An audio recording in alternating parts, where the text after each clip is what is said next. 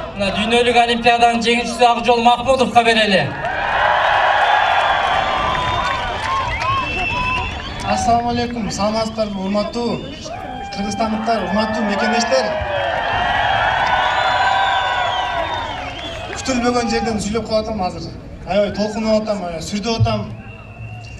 Мынакей күн ысыктыгына карабай ушунча эл келип, бир муштундай биригип биздин спортсмендерге, биздин бүткүл кыргыз элине өтө чоң дем күч берип атасыңар.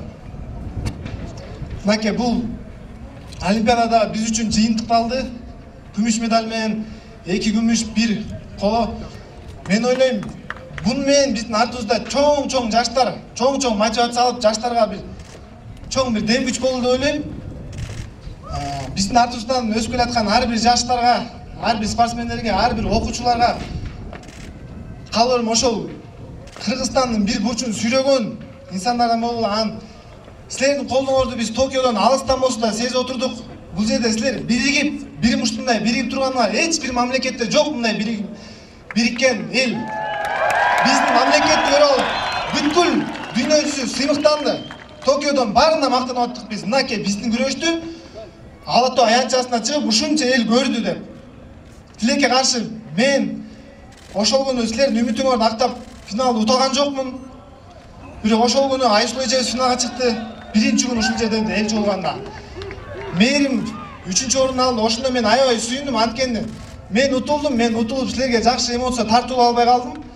Бирок кантса да ушул Айсул эжебиз менен мээрим силердин келгениңерди актап жакшы эмоция тартылып берди деп ойлойм. Олимпиадага даярданганга чейин бир ырсаптарды угуп калып, аябай ошол ырсаптар менен жашап калгам, чынын айтсам. Мирлан Самойкожо байкебиздин 4 запырын айта кетейин. Жер карабай желкени түздөгүлө, биримдиктин билегин күчтөгүлө, тагдырыңды өзүңдүн колуңа алып, сырттан келген жардамды күтпөгүлө деп Мирлан Самойкожо байкебиз жакшы нерселерди айтып кеткен.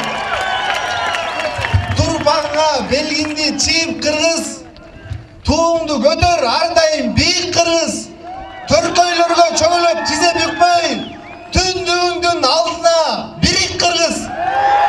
Чоң рахмат, терең тазим этмекчимиз силерге. Рахмат. Акжолго да чоң ийгиликтерди каалайбыз.